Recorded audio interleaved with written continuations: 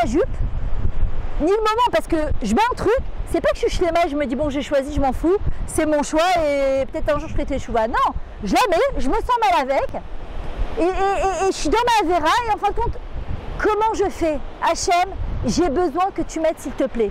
Toute seule, je ne peux pas y arriver, j'ai besoin de toi. Le Rav Arush il dit, on ne pourra jamais te reprocher d'avoir prié et de demander à Hachem de l'aide. Après, si tu vas y arriver, comment tu vas arriver, ça c'est Hachem qui va te donner les kilim pour ça. Mais tout ça, c'est pas la peine de rêver. Un jour, je me suis dit, Myriam, tu es en train de te prendre la tête pour 10 cm de bout de jupe, alors que tout le monde s'en fout. Quand tu vas arriver à 120 ans là-haut, Myriam Metoudi, avec ses fentes, personne n'en parlera. Ça importe personne, c'est pas important du tout. Par contre, là-haut, Bezrat Hachem, pour l'éternité, ça sera noté que Myriam Metoudi, elle n'a plus jamais porté de fente et elle a fait fermer toutes ses jupes. J'ai fait fermer mes jupes, ma famille de France elle est arrivée, mes amis elles sont arrivées et personne ne m'a jamais rien dit. Et je me suis dit, j'aurais pu passer une vie entière à avoir peur du qu'en dira-t-on et de ne pas faire la volonté d'Hachem. Je ne sais pas si vous connaissez la chanson de Isha et Ribo, la Sodre Tsantra, Kertsantra, les Chad ou les Tamid. Elle est trop belle. Dommage que j'ai pas amené une bouxa, la prochaine fois j'en amènerai une. De quoi? Ouais, elle est tellement belle cette chanson. Si elle permet-moi de faire ta volonté, comme ta volonté, une fois pour toutes. C'est ce qu'il dit David Amelach à Hachem. Il lui dit, je te demande une seule chose. Fais en sorte que je puisse vivre dans ta proximité à toi. C'est que j'ai envie de te faire plaisir. Pas j'ai envie de me faire plaisir, j'ai envie de te faire plaisir à Akadosh Baruch Hu. Pour tout le chesed que tu me fais, la démarche elle est complètement différente. Et c'est pour ça que quand on sort de Yom Kippour, on entame directement Sukkot. Pourquoi Sukkot? C'est quoi cette ombre qu'on se fait? Pourquoi on est obligé d'aller sur quelque chose, sous une soukha ombragée? Qu'est-ce qui a marqué dans les Tehillim? Hachem silcha al-yad yaminecha. Hachem c'est mon ombre. Ça veut dire quoi? Quand dans les moments ombragés de ma vie, si je sais qu'Akadosh Baruch Hu il est là, si je sais que je suis sous l'ombre d'Akadosh Baruch Hu, je suis sous l'aile d'Akadosh Baruch Hu, comme il dit le Rav Pinkus, pourquoi une soukha elle a 3 coins? 1, 2, 3 pour qu'elle soit kshira. C'est un chibouk d'Hachem. C'est une enlaçade d'Akadosh Baruch Hu. C'est Hachem qui me prend dans ses bras. Et c'est pour ça qu'on doit être grave Bessimcha à Sukkot. Et il y a un gros Yetzara à Sukkot de ne pas être Bessimcha. C'est une mitzvah, Vesamarta, Vechagecha, Vehaïta, Ar Sameach. C'est que je dois redoubler de Simcha à Sukkot. Pourquoi? Parce que je suis sortie de Yom Kippour. Je peux être que plein de Simcha parce que je sais qu'Hachem, il m'a pardonné mes fautes. Mais c'est pour ça que c'est important aussi de faire mes 5 vidouïm le jour de Yom Kippour et d'essayer de comprendre ce qui se passe. Et que je rentre dans la soukha et là je suis juste dans les bras d'Hachem. Qui c'est qu'on a comme Ushpizin à Sukkot? On a Abraham, Yitzhak, Yaakov, Moshe, Aaron, Yosef et David. On doit demander tous les jours la mida, on a toutes en nous les 7 midot de ces 7 bergers, des Shevaroim. Il y a des gens qui ont plus de chesed, il y en a qui ont plus de gvura, il y en a qui ont plus de chesed, il y en a qui ont plus de izoun dans leur vie. On doit demander tous les jours un petit peu de ushpizin leur mida. Avraham Avinu par exemple, c'est la midat ha-chesed. Il y a marqué Miseu ha-chassid, amit chasad imkono. Quel est l'homme pieux? C'est celui qui va faire du bien à son créateur. Est-ce que moi, petite comme je suis, je peux faire du bien à Kadosh Baruch Hu Behemet? Lui il me fait du bien. Moi je peux faire du chesed à Hachem. C'est lui qui me fait du chesed. Il me permet, je disais à ma fille tout à l'heure dans la voiture, tu te rends compte ce que c'est de regarder, d'avoir 2 yeux, de respirer, d'avoir une bouche, de pouvoir parler, de s'exprimer, de quoi? D'aller aux toilettes. Mais je rigole pas, ça faisait 2h15 en rouge, j'en peux plus de trouver moins à toilette que... Mais t'as des toilettes, Baruch Hashem, d'aller aux toilettes, de pouvoir aller aux toilettes, d'avoir 2 jambes, de marcher, de pouvoir s'habiller et de dire tous les jours j'ai rien à mettre. Hein? On connaît. D'accord? Vous vous rendez compte ce chesed qu'Hachem il nous fait? Faire du bien à Kadosh Baruch Hu, c'est lui permettre de nous faire du bien en se comportant bien. Comment je peux faire du chesed à Kadosh Baruch Hu? Déjà quand je dis merci, quand je suis plein de reconnaissance, quand je lui demande à Hachem comment je peux te faire plaisir. Parfois tu as envie de faire une avéra, ça arrive à tout le monde. Tu as envie de manger pas cachère. Tu as envie de manger un truc, c'est pas une super ashgacha. Tu as envie de porter quelque chose que c'est pas le top. En vrai, tu dois faire comme il dit Sheribo, la Asad Retsantra Kersontra. Comment je fais? Hachem, voilà, il y a ma volonté et il y a ta volonté. C'est quoi qui est plus important, La volonté d'Hachem. Pourtant, on le sait, et pourtant, on fait passer souvent notre volonté par rapport à celle d'Hachem. C'est plus facile. Mais comment on se sent après? Ça nous laisse un goût d'amertume. Alors que quand on se dépasse et qu'on a fait plaisir à Hachem, comment on se sent? C'est dur. C'est pas que c'est pas dur, hein. C'est dur. Mais tu te sens tellement bien. Tu sens que c'est tellement bien. Et quand tu le fais, tu te dis pas je le fais parce que j'ai peur. J'ai pas le choix. Je sors de Yom Kippour. Non. Je le fais parce que je choisis de faire ta volonté. Parce que je choisis de faire passer ta volonté avant ma volonté. Parce que j'ai tout à gagner. Je me rappelle quand je disais à la rabbinite Toufik, parfois on a toutes des Yetzarara. Moi à l'époque, je suis arrivée à Bétar, j'avais 18 ans. À 18 ans, jusqu'à aujourd'hui, j'ai des Yetzarara sur ma tsiout. Parfois je suis dans un magasin, je suis là, je me dis j'achète ça ou j'achète pas ça. C'est ouvert, c'est pas ouvert, c'est court, c'est moulant. Et parfois je dis à Kadesh Borou, qu'est-ce qui te ferait plaisir? Il y a ce que moi j'ai envie. Si c'est moi, je vais me porter ça. Mais il y a ce que toi tu as envie. Et c'est ça qui me donne la force de me surpasser. Et je me rappelle, la rabbinite Toufika m'a dit, tu sais, tu peux faire plaisir à la terre entière. Mais quand tu auras besoin de Parnassa, à qui tu vas t'adresser? Quand tu vas avoir besoin d'un zivoug, à qui tu vas t'adresser? Quand tu as besoin de sentier, à qui tu t'adresses? Mais quand tu fais la volonté d'Hachem, tu peux venir et dire à Kadosh Baruch Hu, Avinu, Malkenu. D'abord tu es mon père et après tu es mon roi. Et un père, il veut tout donner à ses enfants. Et un roi, il peut tout donner à ses enfants. Et Hachem, il veut tout nous donner et il peut tout nous donner. Et quand tu fais passer sa volonté avant ta volonté, tu fais un chikou, tu dis, il y a ce que moi j'ai envie et il y a ce que Hachem qui a envie. Qu'est-ce que je vais lui donner à Kadosh Baruch Hu? Ça, c'était Avraham Avinu. Comment je peux rendre à Hachem, comme il dit David Ameler, Ma Hashiv la Hachem kol tegmoli alay. Avec tout le bien que tu me fais dans ma vie à Kadosh Baruch Hu, qu'est-ce que je peux te rendre? Comment je peux te faire plaisir? Comment je peux faire plaisir à Hachem? Quand je suis face à un Nisayon. Dans le mot Nisayon, il y a le mot Nes, le miracle. Je veux des miracles dans ma vie, je dois me dépasser. Et je suis là devant un Nisayon et je dis à Kadosh Baruch Hu, tu sais quoi? Je ne vais pas le faire parce que j'ai peur. Je vais le faire pour te faire plaisir. Vous savez ce que ça fait à ce moment-là? J'ai changé tout le monde entier. Le monde entier, j'ai changé. Quand vous allez vous renforcer, quand on va se renforcer, dans une mida spécifique à Yom Kippour, ou à Rosh Hashanah, ou dans la Seret Yom Teshuvah, je vais faire rentrer un autre juif dedans. Je ne vais pas le faire que pour moi. Vous savez ce qui me donne la force? Je dis à Kadosh Baruch Hu, tu sais quoi? Quand je me couvre la tête le matin, je ne me couvre pas la tête que pour moi. Je demande à Hachem de donner la force à toutes les femmes qui n'arrivent pas à se couvrir la tête. Quand je vais rabaisser ma jupe un petit peu, c'est dur pour moi, je vais dire à Hachem, tu sais quoi? Que ça donne la force à d'autres filles juives qui n'arrivent pas à baisser leur jupe. J'ai envie de les Halal Shabbat, non, je ne vais pas le faire. Et ça va donner la force à d'autres juifs de ne pas le faire. Vous savez ce que c'est? Si on savait ce que ça fait bouger dans les mondes supérieurs, mais on courrait après les mitzvot. Ça, c'était Avraham Avinu. Après, on a Yitzhak. Yitzhak, c'est quoi? C'est la Gvura. C'est quoi la Gvura? Les limites. Si vous montez maintenant sur le toit du Ramadar, vous savez comment il est énorme? Je suis rentrée, je dis à ma fille, waouh, il est gigantesque cet hôtel. Imagine, tu montes sur le toit et il n'y a aucune barrière, aucune. Alors je vais faire ce cours, les Refoua Shelema de Shmuel Ben Sarah Bezrat Hashem et les Elou Nishmat Rebecca Bat Sarah, Beter Kol Amcha Bat Israël. Maintenant, tu montes sur le toit, et Chaya Bat Miriam, tu montes sur le toit du Ramada. Tu n'as pas de barrière, il n'y a pas de gadère. Où tu vas te mettre? Pourquoi? Oui. Tu as peur de tomber, donc forcément tu mets au milieu. Si tu as des barrières, tu es libre de circuler là où tu veux. La Torah, c'est des barrières. Elle vient, elle te dit, tu sais quoi, c'est pas des contraintes. Les gens voient la Torah comme des contraintes. Hachem, il te dit, tu sais quoi, c'est moi qui t'ai créé. Et je sais quel est ton Yetzara et ton Yetzara Tov. Et je sais exactement comme tu fonctionnes. Donc quand je viens et je te mets des barrières, mais c'est pour ton bien. Parce que sinon on se perd. Quand on ne se met pas de limite comme Yitzhak. Yitzhak, normalement, qu'est-ce qu'il aurait dû faire? Continuer ce qu'Avraham il a fait. Yitzhak, normalement, il aurait dû venir et faire continuer le chesed de son père. Il dit non. Parce qu'il fait peur le chesed de Avraham. Trop de chesed. Hachem, il est peace and love. Hachem il est vatran, Hachem il est gentil. Yitzhak il vient, il dit attends, ça fait peur.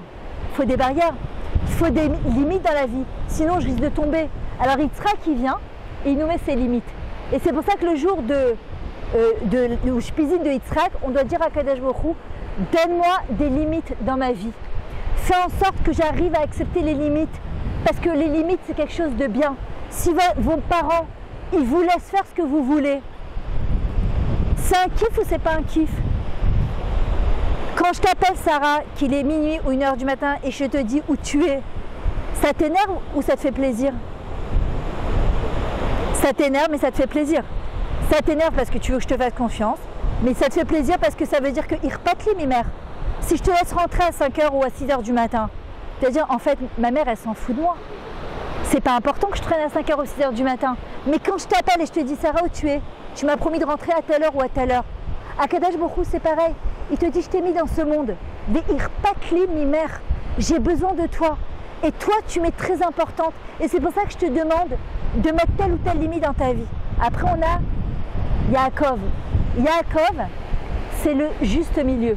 On doit demander à Hachem de jamais être extrémiste dans sa voie Hachem. Parfois, on a besoin de passer de l'autre côté pour retrouver un équilibre. Yaakov, c'est le juste milieu, le Izoun, le Shvil Hazav. On demande de Yaakov Avinu qui nous aide à trouver un équilibre au niveau du corps, du Nefesh et de notre Neshama dans notre vie. Comment il va être appelé Yaakov? Après, on va lui changer de nom. Il va être appelé Israël. C'est quoi Israël? Shir-El. C'est quoi la bracha? Qui c'est qui s'appelle Shir-El? Vous savez c'est quoi Shir-El? Quand Hachem il va appeler Israël, un chant pour Dieu, il lui dit je te souhaite Lelo Nishmat Eva Bat Netiva Ezrat Hachem. À Kadosh Baruch Hu il lui dit je t'invite, pardon, il y avait marqué je t'invite, je me suis embrouillée. Il lui dit à Kadosh Baruch Hu, quand je t'appelle Israël, je te souhaite, Bezrat Hachem, que toute ta vie, tu puisses la transformer en louange et en chanson pour Akadosh Baruch Hu. De tes épreuves, de tes difficultés et de tes facilités. Ça, c'est Yaakov, qui va être appelé Israël. Et c'est ce qu'on demande. Après, on a qui? Moshe Rabbeinu. Moshe Rabbeinu, ça sort le même jour que la Iloula de Rabbi Nachman. On demande à Akadosh Baruch Hu, le jour de Moshe Rabbeinu, de pouvoir accepter la Torah sans aucun compromis. Moshe Rabbeinu, il a su être mévater sur lui-même. Il aurait pu rester chez Paro. Il aurait pu rester chez Paro et faire ce qu'il avait envie, il était tranquille. Non, il va venir, il va sortir de sa zone de confort pour sortir le Ham Israël et pour nous faire descendre la Torah. On doit demander à Kadosh Baruch Hu le jour de Moshe Rabbeinu, permets-moi de recevoir ta Torah sans aucun compromis, sans discuter. Ça me convient, ça me convient pas. Après, on a qui? Aaron. Aaron, c'est qui? Ohev Shalom, Verodef Shalom. Il poursuit le Shalom. Aaron, c'est Hod, c'est la splendeur. Qu'est-ce qu'on demande pour une femme, une Eshet Raïl? C'est avoir ce Hod. C'est quoi Hod? C'est cette classe. Vous savez, c'est quoi une belle femme? Une belle femme, c'est pas dans son visage. Une belle femme, c'est pas dans son corps. Une belle femme, c'est pas dans ses habits. Une belle femme, c'est dans son intériorité. C'est ce qu'on appelle Isha Yefefia, Yafa Pia. C'est quand elle va ouvrir sa bouche et qu'elle va parler. Ce qu'elle va sortir de sa bouche. C'est ça la splendeur d'une femme. Oz Vehadar Levusha. C'est quoi? Elle est parée de sa splendeur. De quoi? Pas de l'extérieur, de l'intérieur. Aujourd'hui, c'est quoi? Tout est photoshopé. Aujourd'hui, c'est quoi? Selfie. D'accord? Et tout est photoshopé. Aujourd'hui, les gens ils font des shiluchim. Qu'est-ce qu'ils font? Ils rentrent dans les Facebook. Et quand tu arrives et tu vois la réalité, tu te dis quel rapport? Je me suis fait rouler? Non, la beauté d'une personne, ce qui nous dit Aaron Cohen, là, dedans, à l'intérieur. On doit commencer à travailler par l'intérieur, pas par l'extérieur. On sait que l'extérieur c'est du vent. Qu'on le veuille ou pas, on prend de l'âge, 40 ans, 50 ans, 60 ans, 80 ans. Ce qui est composé se décompose. Le corps il est composé, il se décomposera à 120 ans. La Neshama, elle jamais. Dr Victor Frankel, c'est un rescapé de la Shoah. Il a écrit un livre, Adam Echapes Mashmaout Bachaim. L'homme est à la recherche d'un sens dans sa vie. Chaque personne recherche un sens dans sa vie. Et il dit à la Shoah, on leur a tout pris, on les a déshumanisés, on leur a enlevé toute leur énochiout. Il a dit, il y a une seule chose qu'on m'a pas pris. Mon moi, ma émouna. Tu m'as envoyé un petit message? Attends, je suis sur Facebook. À quelle heure on doit... J'imagine que c'est ça que tu veux. Ah, ok, attends. 2 secondes.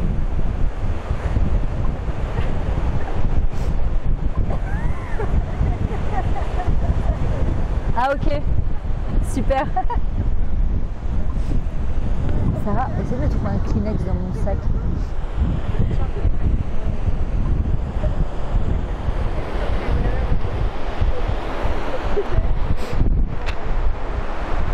Ok.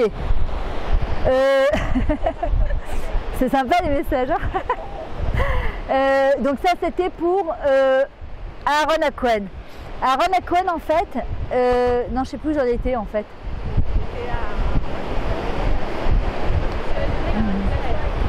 Ah oui, on peut tout nous prendre, voilà. Que Dieu préserve, on peut tout nous prendre. Il y a une chose qu'on ne peut pas nous prendre, c'est notre nous. La construction de notre nous, notre émouna, notre bitachon, notre zéout. Regardez, Hitler, il marche chez moi ce qu'il a voulu faire. Il a voulu nous, merci beaucoup, il a voulu nous effacer. Qu'est-ce qu'il a fait? Il nous a gravé une Magen David sur nous-mêmes avec des misparim. Notre zéout, mais il a fait exactement le contraire. Notre nous, il ne peut pas nous l'enlever à Kadosh Baruch Hu, c'est pas possible.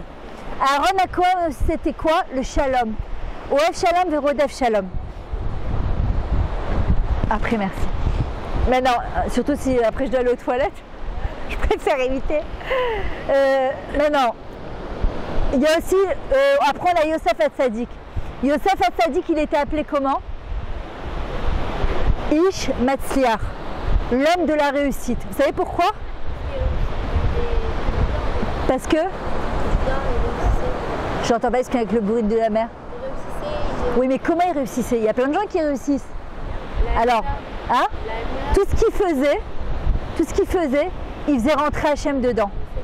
Tout ce qu'il faisait, qu'il fasse un café à Paro, qu'il lui amène un verre d'eau, qu'il prenne une décision, il disait Hachem, qu'est-ce que tu attends de moi? Donne-moi la bracha.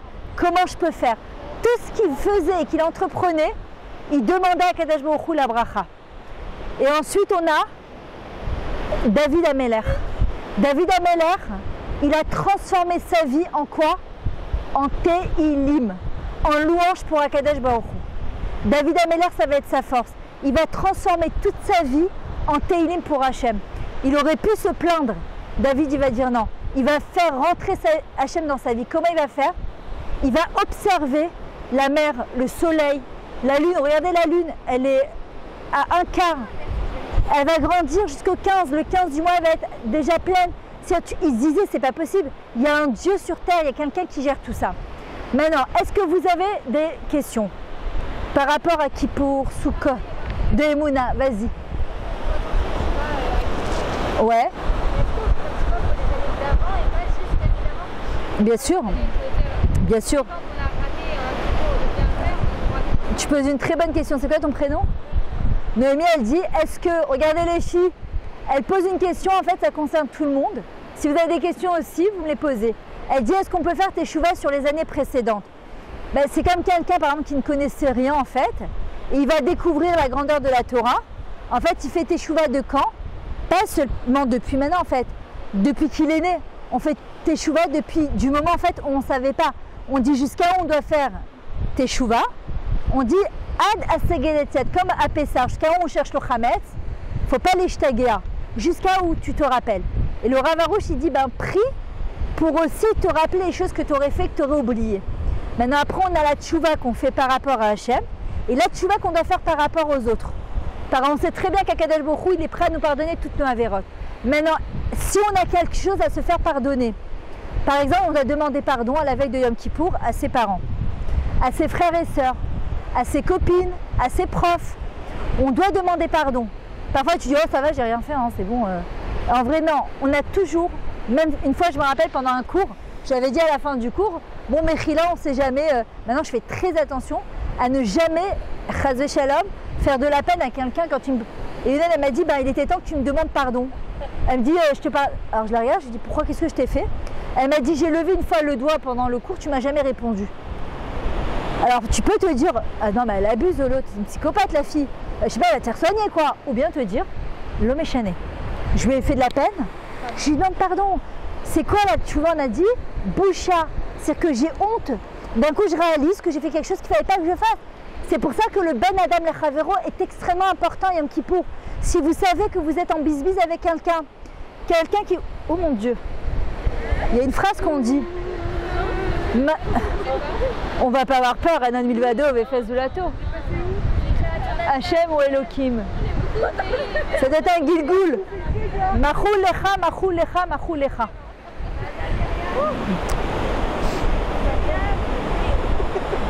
Ouais, on n'entend pas bien à cause du vent de la mer. Le problème, c'est que je n'ai pas mes écouteurs, je les ai oubliés. Donc, je vais essayer de parler un petit peu plus fort. Alors, qu'est-ce que je disais? Voilà, Ben Adam Lechavero. Tu as une question par Ben Adam Lechavero? Il faut parler plus fort, j'entends pas du tout. On va partir. Ah ah, vous avez un bus, pardon? Allez-y. Hein. Alors, juste avant de partir, qu'est-ce que vous prenez avec vous à la maison? Qu'est-ce que tu retiens du cours? Un truc que tu retiens du cours. Il y a fait Kalakavod. Et toi? C'est jamais trop tard pour faire tchouva.